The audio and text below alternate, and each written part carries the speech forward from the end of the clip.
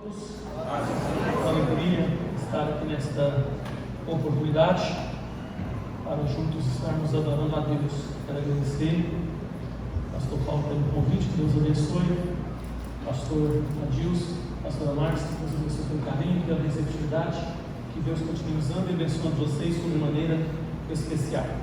Eu quero ler um texto bíblico para a base de minhas palavras, em Mateus capítulo 7, versículos 24 a 27. Mateus capítulo 7, versículo 24 a 27. Quero, enquanto os irmãos procuram, também parabenizar o pastor, a igreja, por esta iniciativa linda, que é tirar um tempo da liturgia, e por que não dizer alguns dias, pelo que eu entendi, há 3 dias, aí dedicado, voltado à família. É um assunto de grande importância, e com certeza nós precisamos de estar sempre cultivando as famílias com informações precisas, direcionadas a partir de Deus, por intermédio de sua palavra. Eu sou pastor da igreja após estou pastoreando, se Deus permitir, e o meu presidente também permitir, vai fazer 18 anos, e nesses 18 anos, todos os anos, no mês de abril e maio, ou então no mês de maio e junho, eu falo somente sobre família, para edificar as famílias, estar ajudando as famílias. Tem um trabalho exaustivo. Quando eu assumi a igreja, tínhamos 33 membros, hoje estamos aproximadamente com 796 membros congregados, e eu gasto 3 dias da semana fazendo terapia familiar com os casais, com os filhos, e a gente percebe tanto que isto é importante. Então, parabenizo o pastor por essa iniciativa aqui na igreja de estar também valorizando a família. Eu quero ler, os irmãos acompanhem, o Evangelho de Mateus, capítulo 7, versículo 24 ao versículo 27, que diz assim: todo aquele que escuta as minhas palavras e as pratica, assemelhou-lhe ao homem prudente que edificou a sua casa sobre a rocha. E desceu a chuva, e correram os rios, e assopraram os ventos, e combateram aquela casa, e não caiu, porque estava edificada sobre a rocha. E aquele que ouve as minhas palavras e não as cumpre, compará-lo-ei ao homem sensato, que edificou a sua casa sobre a areia. E desceu a chuva, e correram os rios, e assopraram os ventos, e combateram aquela casa, e caiu, e foi grande a sua queda. Assentado como estamos, vamos fazer uma breve oração para que Deus sensibilize os nossos corações e nós possamos receber a sua fiel palavra. Bondoso Deus e Pai que estás nos céus, neste momento eu coloco diante da tua presença doce e gloriosa, para estar pedindo ao Senhor que venha sensibilizar os nossos corações, para que nós possamos, ó Deus, estarmos atentos à tua voz, à tua palavra, e que ela venha falar conosco sobre maneira especial. Que todos aqueles que aqui estão sejam edificados por ela e possam, ó Deus, internalizar essa palavra para serem edificados. É o que eu peço ao Senhor em nome de Jesus. Amém. Amém.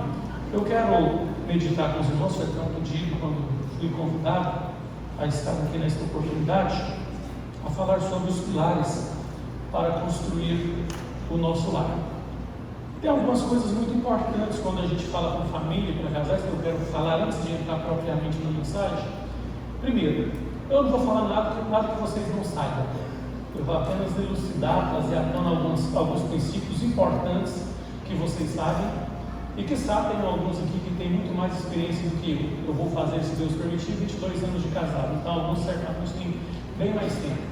É uma troca de experiência, de informações, claro, baseada na palavra. Outra coisa que normalmente eu aconselho quando eu estou ministrando para famílias ou para casais, é que o cônjuge evite de fazer o papel de estudante para o concurso de fiscal. O que significa isso? Quando a gente está em grupo de casal, o homem fica atento quando o palestrante fala sobre os deveres das mulheres. E as mulheres ficam atentas quando o ministrante fala sobre os deveres dos homens.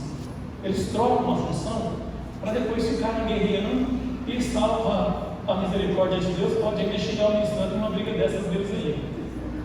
Porque, o ministrante falou isso para a mulher. Não, mas fala isso também para o homem. E começa aquela balbúrdia dentro de casa. Outra coisa que a gente tem que evitar é o cutucar. Mostra para você. Primeiro, que você tem que ficar caladinho. Se você acha que serve o seu cônjuge, Jesus sensibiliza o coração dele para ele entender que ele precisa melhorar nesse ponto. Você cutucou, como diz Freud, ele vai fazer a autonegação. Eu não sou assim. Ou se ele aceitar que ele é assim, eu sou assim porque eu quero, eu posso ser assim, não vou mudar, e não vai conhecer a beleza do aprimoramento. Então você não cutuca, porque contra a resistência não há força. Ninguém muda ninguém na marra, não funciona assim. Então você tem que ter um cuidado e pegar a sua parte, fazer a sua parte e o seu cônjuge a parte dele, aí vai dar tudo certo, vai ser bênção. E eu quero aqui falar sobre alguns pilares para a vida conjugal, para construir o lar, fundamentado neste texto bastante conhecido da igreja, que era a casa edificada na rocha e edificada na areia. Naturalmente, dependendo do seu gosto arquitetônico, porque hoje as coisas mudaram muito. Antigamente as pessoas gostavam de coisas mais modernas e menos rústicas, e hoje as pessoas estão gostando muito de coisas rústicas e menos modernas. Então isso é muito subjetivo, essa questão de gosto. Mas subentende que naquela época a casa na areia ficava mais bonita que na rocha, até porque a facilidade de manuseá-la, de trabalhar, de adornar, com certeza era melhor do que na rocha. Contudo, não havia durabilidade, conforme diz o texto sagrado. Então é muito importante nós entendermos a questão de construção do lar, porque vai além das aparências. A construção de um lar ela é muito importante, ela requer algumas bases, alguma fundamentação. Nós estamos aqui nesta casa onde nós adoramos a Deus, buscamos a Deus, por sinal uma casa muito linda, muito bem cuidada, e certamente nós conseguimos contar aqui as colunas que ela possui, mas teríamos muita dificuldade em contar os tijolos. Vamos apertar mais um pouquinho. Quantos grãos de areia tem aqui, ou pó de cimento? O grão de pó de cimento nós contaríamos aqui? Seria difícil. Mas tudo isso é importante para dar esse adorno, mas o que dá sustentabilidade de fato é a coluna. A gente vai construir, eu estou construindo praticamente desde que eu assumi a igreja, a gente gasta tanto dinheiro que a gente se sente até mentiroso quando passa o relatório para a igreja. É tanto dinheiro enterrado, eles não vê nada, que a gente se sente mentiroso. Então a base realmente é importante, é de grande relevância. E a base para construir um lar, para construir uma família, ela começa no namoro. O problema é que às vezes começa no namoro, como vocês já certamente leram em algum lugar, que dá indício de um divórcio, mas a gente insiste com aquilo. Primeiro problema. Segundo problema é que a gente acha que depois que casa o namoro acabou. E nós temos o mau hábito de dizer assim: eu conheço fulano de tal na palma da minha mão. Não, a gente não conhece ninguém na palma da mão. A Bíblia diz em Jeremias 17:5: maldito o homem que confia no homem, faz o seu braço, não é o braço do outro, a sua força. Às vezes nós gostamos de dizer maldito o homem que confia no outro. Então a Bíblia dá um equívoco, porque ela manda a gente amar o nosso próximo. E amar o próximo tendo confiabilidade é difícil. Nós que somos casados, quem é casado aqui sabe, viver com um cônjuge não confiando é uma tortura, é uma prisão, é uma paranoia, é um surto psicótico. E não confiar em alguém não é tão simples assim. Ah, mas quando a gente confia e decepciona, o erro não está naquela pessoa, está em nós, porque nós não sabemos até onde nós poderíamos relacionar o grau de confiabilidade interpessoal com aquele indivíduo. Então o problema é todo nosso, não é daquela pessoa. E o versículo 9 do mesmo texto de Jeremias 17 diz que enganoso é o coração. A palavra coração no grego é cardia. Cardia é mente, não é a cardia coração, órgão que bombeia sangue para o corpo todo. Cardia é mente. Mente é status quo, plano cartesiano. Penso logo existe. O corpo sem pensar e sem ter o facultas agir, a faculdade de agir, ele é uma matéria com inanição no espaço. Mas a partir de uma que pensa e executa, ela evidencia personalidade, evidencia vontade, evidencia desejo. E nós, como bons assembleianos, conforme foi tratado na nossa Convenção Nacional, que nós não precisamos ficar buscando fonte de outros pensamentos religiosos, porque nós temos a nossa instituição que já tem o seu credo, já tem a sua dogmática, somos tricotômicos, e dentro da tricotomia nós somos constituídos de corpo, alma e espírito. O corpo da ciência de si, o corpo é limitado ao tempo, à matéria e ao espaço. A partir de 25 anos de idade, quando amadurecemos neurologicamente, já começamos a cair em decadência, começamos a morrer, precisar de colágeno e outras coisas mais, porque se nós não morremos de acidente, de alguma enfermidade, patologia grave ou de alguma outra coisa, vamos morrer de falência múltipla de órgão, porque isso aqui é limitado ao tempo, à matéria e ao espaço.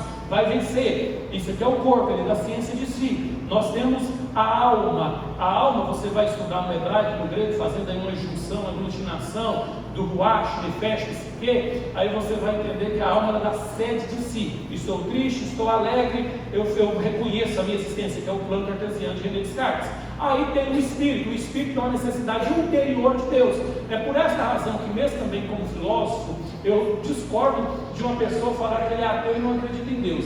Quando ele fala que não acredita em Deus, ele tem que ter fé para acreditar que Deus não existe. Então já cai a base da fé dele. E ele tem que ter uma decisão que Deus não existe. Então, para ter uma decisão, para acreditar em algo, defender, tem que ter fé em alguma coisa. Mas eu não quero acreditar em Deus, mas eu vou acreditar dependendo da minha fraqueza, da minha necessidade cognitiva, eu vou ter como idolatria a minha mulher, ou outras mulheres, se eu for um boêmio, vou ter com a bebida, as drogas, a boemia da vida, um carro, a minha profissão, algum ídolo de alguma área sociológica. Por quê? Porque o espírito ele tem uma necessidade cognitiva ulterior de adoração. Lembra quando Moisés estava lá no Monte Sinai buscando a Deus e Arão foi pressionado?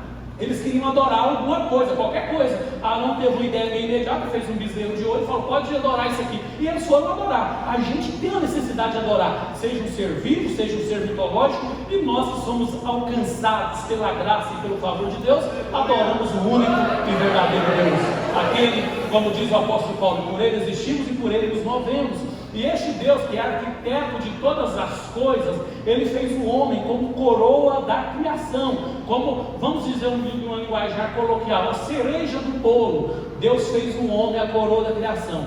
E com isso, um dia Deus resolveu fazer a mulher. As pessoas, os pregadores emocionados dizem assim: o homem estava muito triste porque não tinha mulher, e Deus fez uma mulher. O homem estava triste porque a mente dele não havia possibilidade alguma, ele nem sabia que existia uma mulher. Então não tem saudade aqui que nunca teve e não sabe se podia existir. Aí foi de Deus. Por que eu falo isso? Para ficar mais bonito o plano. Deus fala assim: olha, não é bom que o homem esteja só, vou fazer uma disjuntora. Não foi porque Adão estava triste, não é porque Adão ficou querendo uma mulher, não foi nada disso, foi porque nasceu no coração de Deus fazer uma disjuntora, uma mulher. E como geralmente nós os homens não damos acabamento, Deus já caprichou ainda mais na mulher. Além de fazê-la bela, ele fez ela com algumas habilidades a mais do que o homem. Enquanto nós, com muita dificuldade, conhecemos pouco mais de 36 cores, as mulheres reconhecem pouco mais de 630 cores. Elas falam as cores, a gente fica falando, essa mulher está inventando moda, a gente não entende essas cores, né? As mulheres falam para a gente: ó, pega tal lugar aqui, pega ela para mim. A gente olha, peleja, não acha. Ela chega lá e está bem diante dos nossos olhos. Capacidade de percepção neurológica, não há do que se falar. Agora o grande problema, é aqui que eu quero entrar numa parte da mensagem. O grande problema é que o diabo, ele é sujo, ele se opõe a tudo que Deus faz. Normalmente aos finais de semana as pessoas vão para as farras da vida, e se você sair no outro dia pela manhã, pela madrugada, ou se você for em hospitais como Hugo ou Ugol, você vai ver muitas pessoas que por causa de briga, por causa de embriaguez, eles se machucaram, brigaram, se automutilaram. Você vai ver alguns dormindo na rua porque perderam a capacidade, a coordenação de andar, porque beberam tanto, se drogaram tanto com drogas lícitas e ilícitas. E você vê lá a coroa da criação de Deus no chão, na sarjeta, se autodestruindo, se degladiando. O inimigo se opõe à existência do homem, plano de Deus. Mas o inimigo, não satisfeito, ele também se opõe a outro plano de Deus, que é a família. A família tem sido bombardeada ferozmente pelo inimigo. Aqui eu posso trazer um versículo que eu gosto de usar muito em conferências missionárias, Efésios 6,12. A nossa luta não é contra a carne ou sangue, mas contra principados e potestades no ar. A palavra carne na Bíblia, ela tem algumas terminações do grego: sark, sarquimo, sarquicos e sarquinói. Carne, essa matéria que eu já falei, limitada ao tempo e ao espaço. Carne, de quem eu sou filho, a minha genealogia. Carne, natureza pecaminosa, desejos pecaminosos. Então a nossa carne, conforme diz em Romanos 8, nenhuma condenação há para os que andam em Cristo e não andam segundo o conselho da carne, segundo a natureza pecaminosa. Ela está numa peleja com o mundo espiritual. A nossa luta não é uma luta de boxe, de karatê ou UFC. A nossa luta é espiritual. E se nós formos uma conversa emocionada de alguns pregadores que falam assim: aqui está o diabo, joguei no chão e pisou, nós estamos enrolados, porque o diabo não é fraquinho assim. Fraquinho não é. Vou te mostrar quem são as pessoas mais fortes da existência. Primeiro, Deus Pai, Deus Filho, Deus Espírito Santo e o diabo. São os seres mais fortes que existem. Se Deus permitir que um diabo apareça aqui, ele não precisa fazer muita coisa não. Ele desentrega a nossa existência, os nossos átomos, dado o poder que ele tem. Ele consegue tocar em nós, nós não tocamos nele. O diabo não faz nada conosco, porque Deus não deixa. Mas ele fica bramando como o leão. Ele fica querendo nos assustar. Mas o leão da tribo de Judá está ao nosso lado. E a Bíblia diz, em Salmos 34, versículo 7, os anjos do Senhor acampam ao redor dos que o temem e o livram. Para ser adorado, não anjo é ministro de cá, os servos que servem o Senhor. Agora, quem tem que ser adorado é o do versículo 8: provai e vede que o Senhor é bom. Ele é bom, Ele é maior, Ele é o nosso Deus. Agora, o grande problema é que nós vamos distanciando desta grandeza, deste poder magnífico de Deus, por causa de um pecadinho comum. O nome é bem interessante, né? Que é a profanação. E o grande erro que nós temos no nosso casamento, na nossa vida cristã, é essa palavrinha, profanar. Profanar é tornar o sagrado em comum, é eu acostumar com a presença de Deus, é eu fazer como o homem do Evangelho de Mateus, salvo engano, capítulo 25, quando fala da palavra dos talentos. Quando a pessoa fala assim, eu sei que o senhor é rico, não preciso de nada, eu terreno ali e guardei aqui. O que acontece? Todos nós sabemos da grandeza e do poder de Deus, mas voluntariamente Ele quer que nós relacionemos com Ele, é o propósito dele. Aí nós profanamos, nós acostumamos com o sagrado, é um erro gravíssimo. Outro erro, falando de casamento, que é algo sagrado. O casamento é um sacramento da Igreja Assembleia de Deus no Brasil. O casamento é sagrado, nós acostumamos com o sagrado, não valorizamos mais o nosso cônjuge. E agora eu volto a falar que eu falei lá no início do namoro. Namoro é uma fase sociológica de conhecimento. Eu aproximo da pessoa a qual me chamou uma atenção, porque começa primeiro uma atenção física e também comportamental do outro. O namoro começa assim, não tem outra, já nasci amando, não. Você começa com esse interesse. Na aproximação você vai nutrindo o sentimento, isso que te aproximou passa a ser secundário, não é tão mais importante só a beleza, só o status social daquela pessoa, porque você vai conversando, dialogando com aquela pessoa, e aí você vai descobrir se aquela pessoa se identifica com você, porque todos nós temos pontos positivos e pontos de melhoria, que o povo fala vulgarmente de defeito, mas não é defeito, defeito é finalista, não tem fim, não tem jeito, acabou, então é ponto de melhoria. Tanto é que todos nós paramos num dado momento da vida, olha, nossa, se fosse hoje eu não faria isso, eu não faria aquilo, porque a gente vai amadurecendo com o tempo. Então é isso, aí eu vou conhecendo aquela pessoa no namoro. Não, isso aqui dá para relevar, isso aqui é no ímpeto, não, isso aqui eu não suporto, eu sei que é cristalizado na estrutura personalista da pessoa, então não dá. Deus te abençoe, você acha a pessoa ideal para você e eu vou seguir meu caminho. Deu certo, então depois que deu certo, olha só um erro muito grave que acontece principalmente conosco, que somos os casais heterossexuais, né, que é o certo, biblicamente falando, que a gente casa com uma mulher, obviamente, e a mulher casa com um homem. O homem é anatomicamente diferente da mulher e neurologicamente diferente da mulher. Só qual é o problema aqui? Eu quero que a minha mulher seja igual a um homem, e a mulher quer que eu seja igual a uma mulher. Ela quer que eu tenha a mesma percepção que ela, a mesma delicadeza, o mesmo cuidado que ela tem com as coisas, e eu talvez, se a minha mulher não me dá uma ajudada, eu venho com a roupa oculta aqui, com sapato nada a ver, com cinto de uma cor ou outra, ou às vezes até sem cinto, porque eu acho que está tudo de boa, está tudo normal, coisa de homem. A mulher dá um grau no cabelo, arruma, passa na frente dele, quando ele a vê, ele sai da frente, está atrapalhando eu ver meu jogo, ele não está entendendo que ela está mostrando que fez um penteado novo, que fez um corte novo, fez alguma coisa nova, mas ele, meu amigo, se ele machucar, bater a testa, fazer alguma coisa, ele acha que ela não vai ver, ele entra meio de costa, parece que ela tem olho na nuca, ela já vê, quem foi isso aí? Mas você já viu? Então a percepção da mulher é diferente. Só que o grande problema é o seguinte: vamos à igreja hoje para o culto. O culto começa às 18 horas, certo? O culto começa às 18 horas. O homem, ele começa a arrumar, dependendo de onde ele mora também, tem que calcular o trânsito, né? Se for pouco que mora aqui pertinho, a uns 10 minutos, ele começa a arrumar 5 horas, sai, vamos usar uma palavra coloquial, sai internado do quarto. A mulher, ela começa a arrumar lá para as 4 horas, se ela for muito ágil, e talvez atrase um pouquinho. Se não tomar cuidado, vem para a igreja pecando durante o caminho, já aprendendo a bater um pouco por causa do atraso. É verdade. Preste atenção nisso aqui. Preste atenção nisso aqui. As mulheres, elas têm esse detalhe, é delas, é pertinente delas. Você vai ao shopping com a mulher, não tem isso de mulher, pastor, eu creio. Vai ao shopping só para tomar um sorvete, comer um lanchezinho. Elas passam lá, vêem umas roupas, experimentam, mas não compram. Calço muito sapato, a vendedora ficou empolgada. Hoje eu vou vender o que eu não vendi o mês inteiro. Fiquei tanto sapato. Aí às vezes ela não tem dinheiro, o cartão não está no dia bom, ela fala assim, depois eu volto aí. Sai, vai embora. E o homem fica nervoso, porque mas é mulher. O homem calça um sapato ou a calça, talvez tem que trocar 2, 3 vezes, que não quer experimentar, não, mas vai. Não dá para você ficar tentando forçar o outro, não adianta. É homem, é mulher, e sabe o que é lindo? Deus fez um para completar o outro.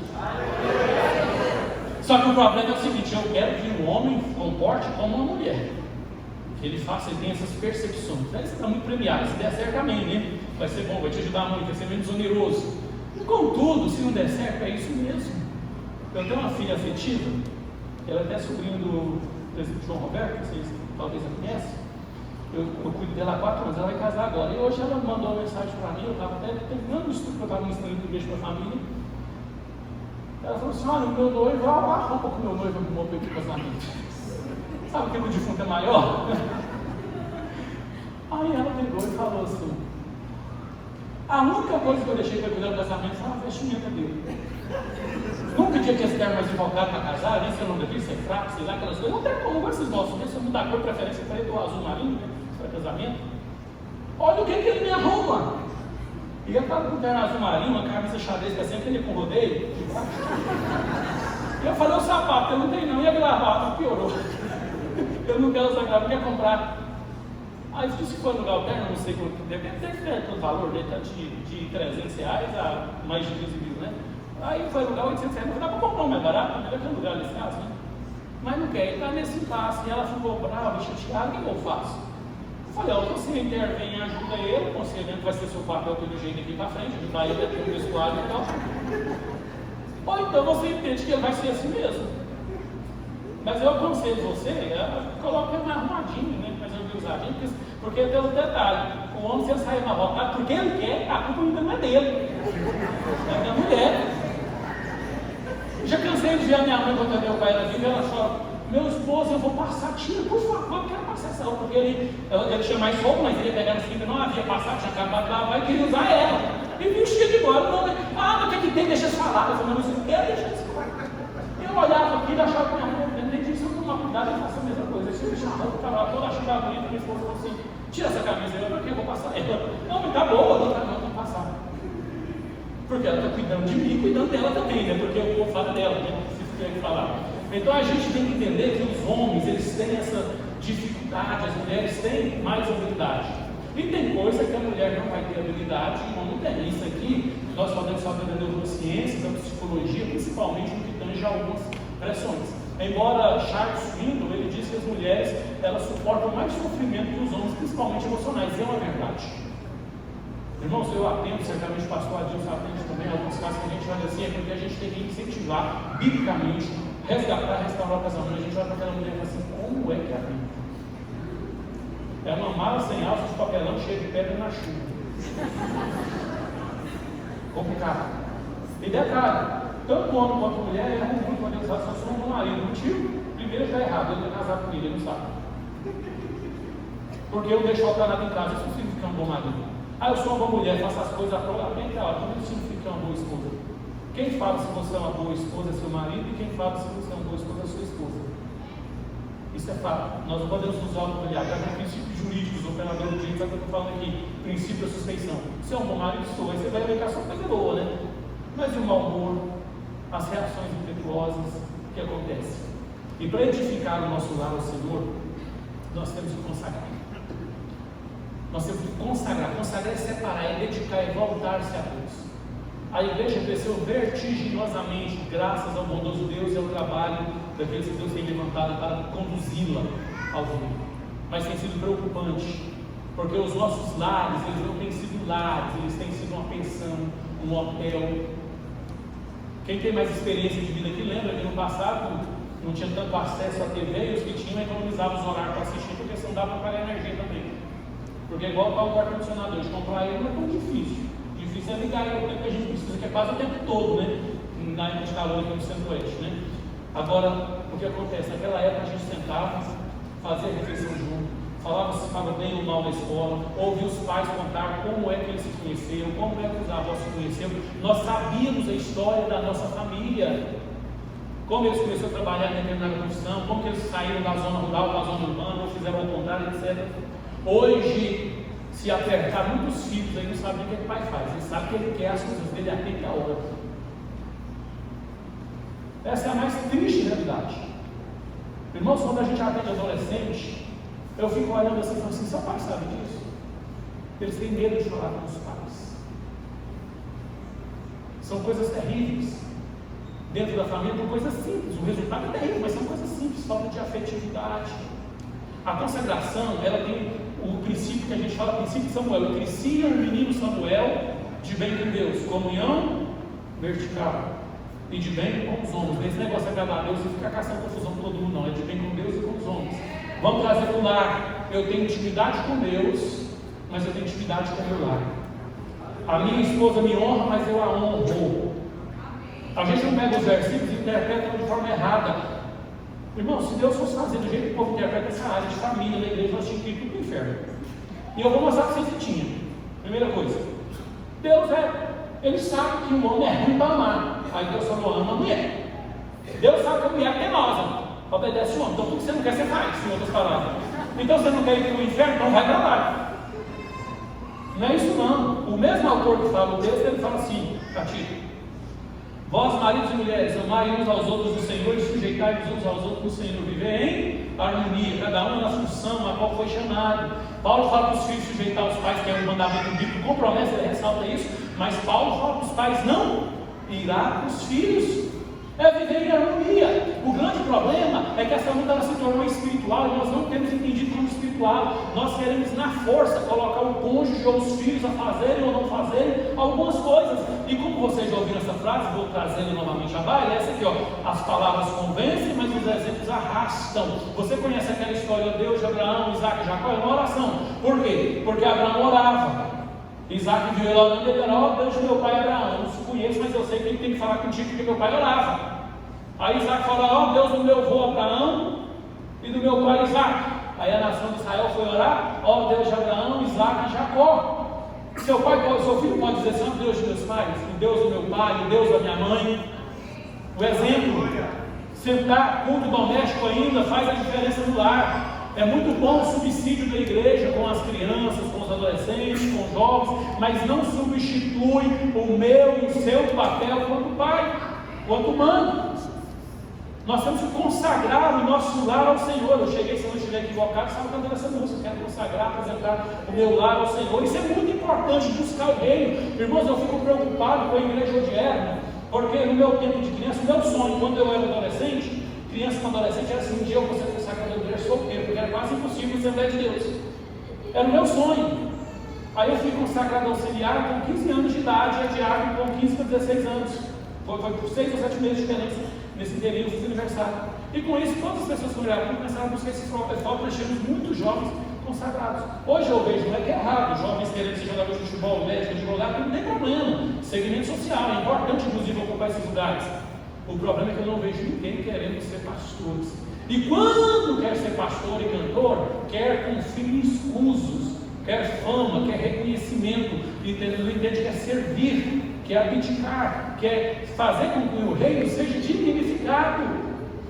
Por quê? Porque as crianças não estão tendo exemplos e desejo de consagrar ao Senhor. Irmãos, o que nós temos perdido de filhos, que nós ensinamos o caminho da igreja, mas não consagramos ao Senhor, ensinamos o caminho do Senhor. Quando eles chegam na faculdade, é uma grandeza. Porque na faculdade a gente acha que o certo é errado, a gente fica assustado. No passado as pessoas mentiam que eram virgens se não fosse. Hoje é o contrário, eles mentem que não são, sendo de vergonha de ser criticado.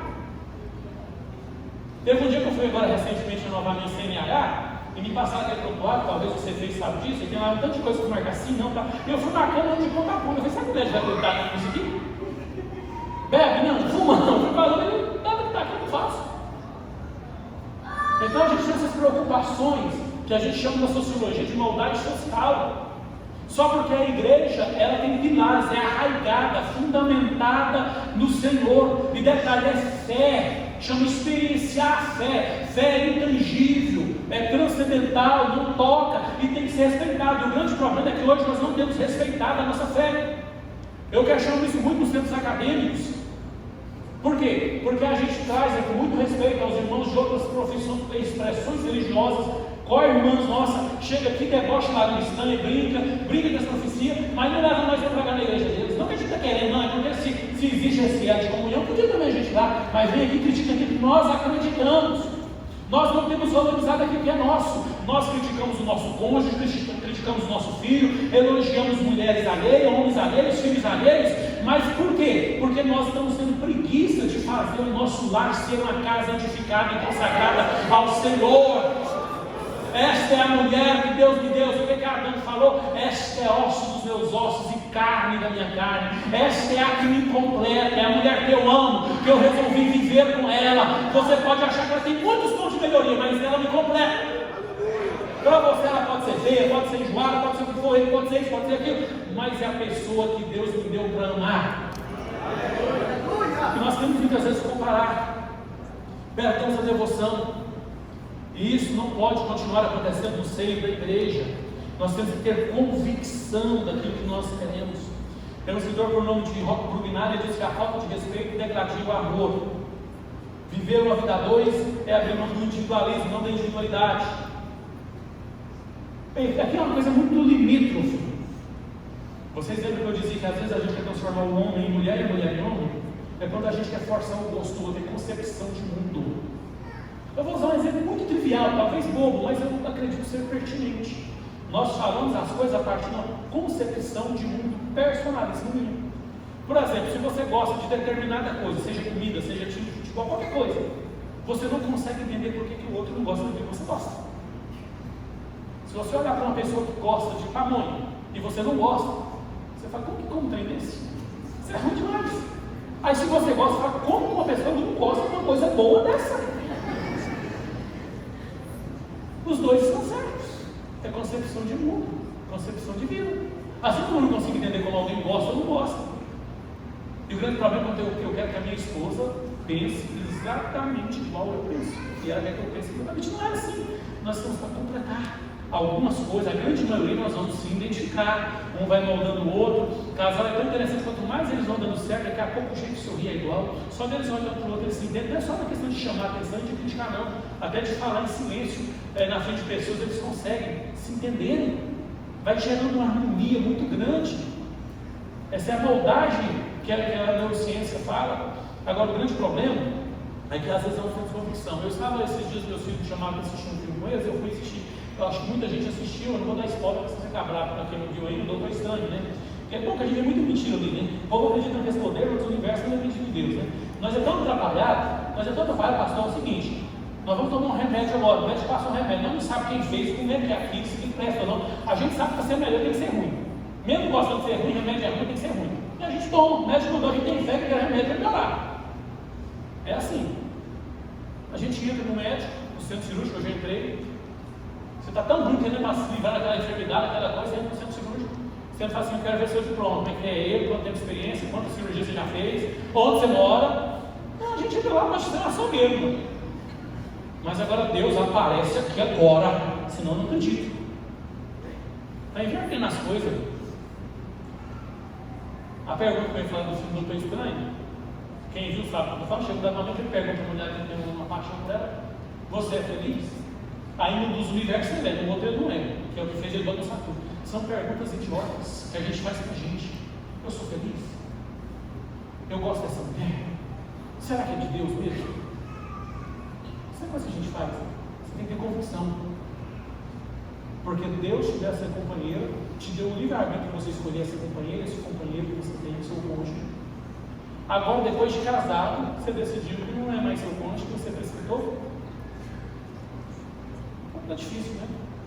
É complicado. Aí tem um adágio popular que diz: onde o ferro vai, o ferro vai atrás. Qualquer outro cônjuge que você arrumar vai ser muito problema. É uma questão de ajuste, de adaptação. Você tem que ter convicção do amor que você tem por essa pessoa. E detalhe, nutrir este amor. Quando eu nutrir os pontos de melhoria do meu cônjuge, daqui a pouco eu estou odiando, não estou suportando nem a voz, nem o olhar. Mas quando eu olhar assim, eu amo essa pessoa. Tanto é que só o namoro não estava suficiente, o noivado estava suficiente, eu decidi casar com essa pessoa. E junto conquistar os meus ideais. Não é só quando vai ter relacionamento íntimo, não. Mesmo que na vida já dê um abraço ao seu cônjuge. Você precisa sim um abraço ao dia. Não, um abraço que você libera dopamina, adrenalina, tudo, sente o abraço do seu cônjuge. O problema é que quando a gente casa, a gente não namora mais. Este é o problema. Ah, mas eu já conheci meu cônjuge. Não. Você vai ter muita experiência, mas não conhecerá muito. É muito importante você continuar namorando. Hermínio Sargentini diz que um namoro feliz é um noivado eterno. Por quê? No noivado é aquela fase que você conta tudo que você gostaria de fazer no casamento e não tinha condição de fazer. E se você contasse para uma pessoa que não fosse aquela pessoa que você está abrindo o coração, ele ia rir de você é doido. Acorda, isso é utopia. Mas o seu cônjuge ou o seu noivo, a sua noiva olha para você: não, um dia vamos estar sim. Eu vou estar lá com você, nós vamos fazer, mas somos dois juntos, assim, está delirando. Está indo para Dubai, para Maldivas, para todo lugar, né? Comprando avião e tudo. Mas depois que casa, se fala que vai trocar o carro, começa a brigar. Você vai comprar um sapato, você não é doido, você só não importa. Você não vai ser nada na vida, não. Por quê? Porque ele já perde a fase de admiração. Nós precisamos continuar admirando o nosso cônjuge, nutrindo o sentimento pelo nosso cônjuge, tendo convicção que juntos vamos alcançar os propósitos de Deus naquela união, seja lugares altos, modestos, mas o mais importante é o contentamento. Como diz a Bíblia, é melhor um bocado seco com tranquilidade do que um muito com inquietude. Convicção, compromisso com o casamento, votos. A palavra voto no casamento era uma palavra muito latina, né? Que você pegava na mão da pessoa e não precisava de um contrato como hoje, escrito, registrado em cartório, etc. Acreditava que o sangue bombeava no coração do outro, bombeia no seu. Agora essa palavra tem que valer. Eu prometo ser fiel. Meu irmão, se a gente for delimitar, discriminar o juramento que o pastor faz no casamento, a pessoa vai pensar mais sério, né? Na doença ou na riqueza? Doença fica muito subjetivo, né? É igual quando você fala assim, morreu mais de 666 mil pessoas de Covid.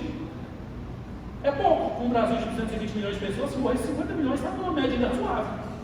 Mas na hora que fala assim, é meu pai, é minha mãe, é meu filho, é eu, meio já é muito. A verdade é essa. Não é isso? Então a gente tem que ter o quê? Pensar na enfermidade, na doença.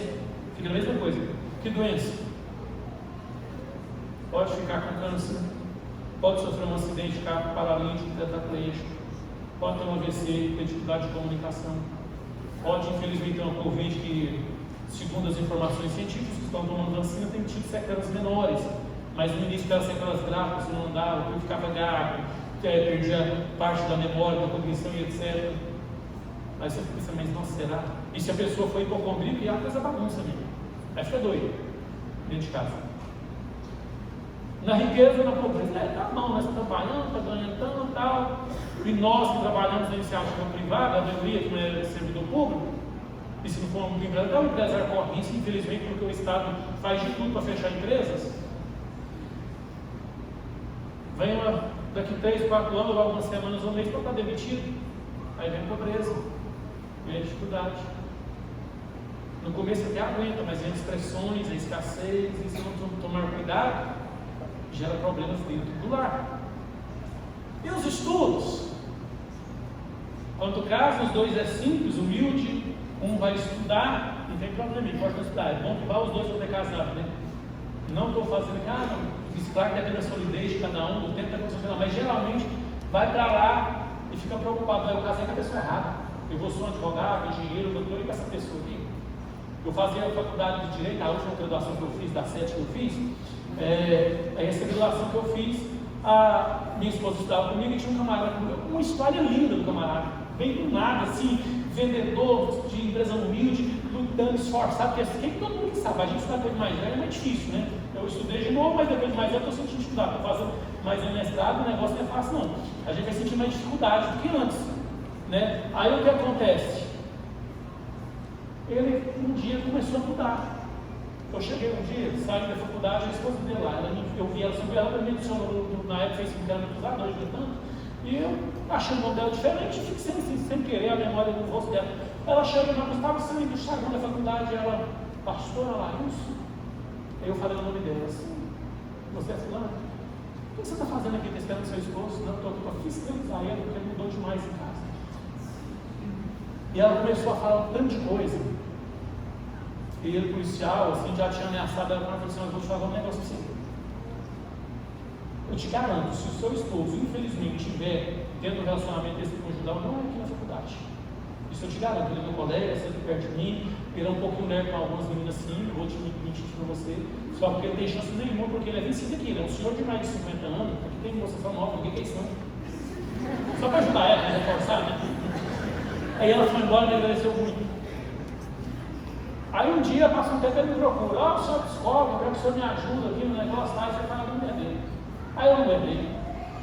Eu falei, você é um vagabundo, um desonesto, um sacripanta. Ah, mas por que você fala isso?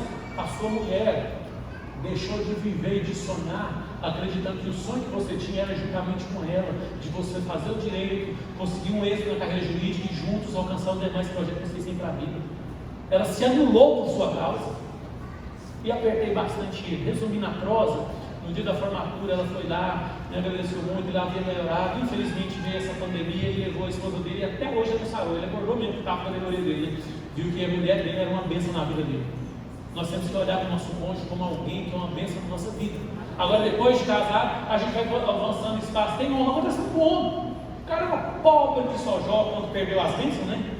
Aí fica rico, arrependeu. Não, casei com esse tipo, não, se eu fosse solteiro, tanto de mulher que eu ia poder ficar com elas e tal. Não, meu filho, calma, você não ia ter nada não. A promessa era só para você, não, é para sua esposa também. É um propósito da família. Eu tinha 14 anos de idade, o irmão do meu patrão, católico praticante, ele olhou para mim e falou assim: vocês pensam em casar? Eu tinha 14 anos, eu falei: penso. Mas eu tenho Deus que me abençoar muito, porque esse emprego não vai dar, não. Isso está custando tudo, cuidar de mim. Aí ele falou assim: não, Deus tem um compromisso com a família, meu filho. Você casa hoje, amanhã você almoça com a sua esposa. Deus tem um compromisso com a família. Recurso próprio, do lado, mas que Deus cuida da família, do justo ele cuida, e é verdade. Tem que ter convicção que o seu cônjuge é uma bênção de Deus para a sua vida.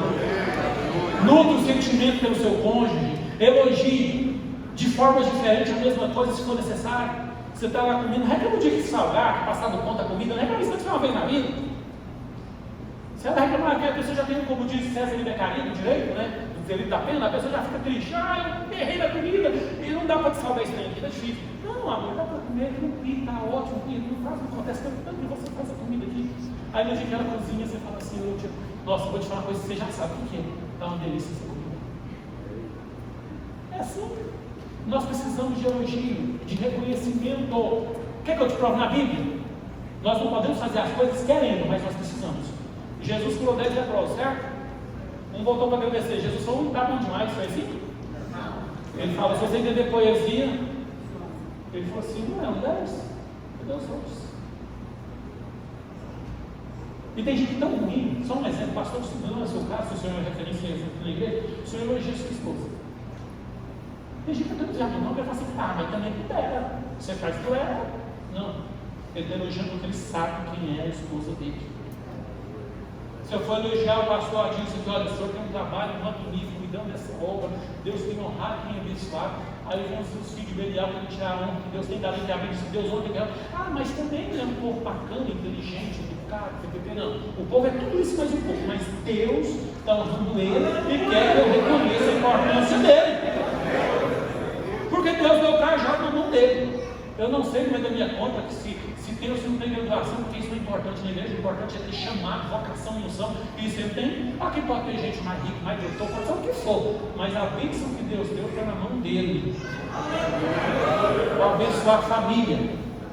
Isso é bíblico, representante de Deus. Pastor, é comedor de arroz e feijão, é mesmo. Deus falou assim: eu vou usar gente igual a você, mas eu vou dar uma graça a mais para te ajudar.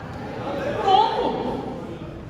Então nós precisamos entender isso. E no lar é assim, quando nós consagramos nosso lar. Seu esposo é um homem de Deus na sua casa, sua esposa é uma mulher de Deus, seus filhos são bênçãos. E os filhos, eu vou concluir que eu tenho 2 minutinhos. Os filhos, preste atenção nisso aqui. Os filhos não são nossos. Esse negócio de você amar seu filho e sua esposa, isso é bobagem, tá? Coisa do cão. Entendeu? A pessoa mais importante da sua vida depois que você casou não é seu pai, não é sua mãe. Não vou ter tempo de falar isso aqui com exegese, mas só guarda aí, depois você estuda. É seu cônjuge. A primeira pessoa a ser amada, psicologia, eu não tenho jeito de eu amar ninguém mais do que eu. Se eu não me amar, não tem nada para oferecer, então eu me amo.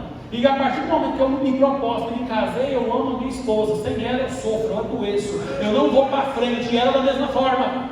Eu amo a mãe. Se fica com essa pergunta idiota: qual tem que morrer primeiro? Se não for eu, que seja minha mãe. Não a minha esposa. Difícil de dizer isso. E os filhos: não, mas meu filho é o coração fora do corpo. É fora do corpo mesmo. Porque o seu corpo é você e seu cônjuge. Tem gente que deixa de prestar como esposa e como esposo pode filho. Filho é bênção. Só que está no Salmo 127. A Bíblia fala: tem 150 salmos nos quais Deus falou: faz 5 para a família. Vou falar 3, vocês caçam os outros 2. Salmo 1, Salmo 127 e 128. Mais famoso 128, se não estiver enganado, lemos aqui hoje. Mas presta atenção aqui. Salmo 127. Os filhos são heranças do... Então não é seu. Você está cuidando para ele. É dele. E cuida bem, porque ele vai te cobrar. Eu te dei um filho para você ensinar ao levantar, ao caminhar e ao deitar, ou seja, imprimir o caráter de Cristo na vida dele. E, por fim, e concluo, olha só, vamos lá. Primeiro, nós temos que ter Consagração, dedicar o lar ao Senhor. Convicção que o nosso lar é bênção de Deus. Compromisso com a nossa palavra e lealdade. E, por último, comunicação. A comunicação não é um monólogo, é um diálogo. E não significa que a minha verdade é a verdade absoluta e cristalizada. Nós estamos dialogando exatamente para chegar a um denominador comum e o nosso lar viver em harmonia, para que o nome do Senhor seja glorificado. Você não é inimigo do seu cônjuge. Larga de xingar o seu cônjuge de nomes ou palavras de baixo calão, de depreciar o seu cônjuge. O seu cônjuge é você, é uma extensão sua, é bênção de Deus na sua vida. Então juntos apresentem o lar ao Senhor e tenham uma vida de comunhão, de união e de harmonia. Não tem coisa melhor do que o casamento. Primeiro maior presente de Deus ao homem, salvação. Segundo maior presente de Deus ao homem, o cônjuge. Então nós precisamos valorizar o nosso cônjuge. Por que o inimigo quer destruir a nossa vida? Porque ele não quer que sejamos salvos. Por que ele quer destruir a nossa família? Porque a família é fraca, a sociedade fraca, a igreja fraca. Mas a nossa família foi edificada na rocha, na pedra angular, na pedra de esquina.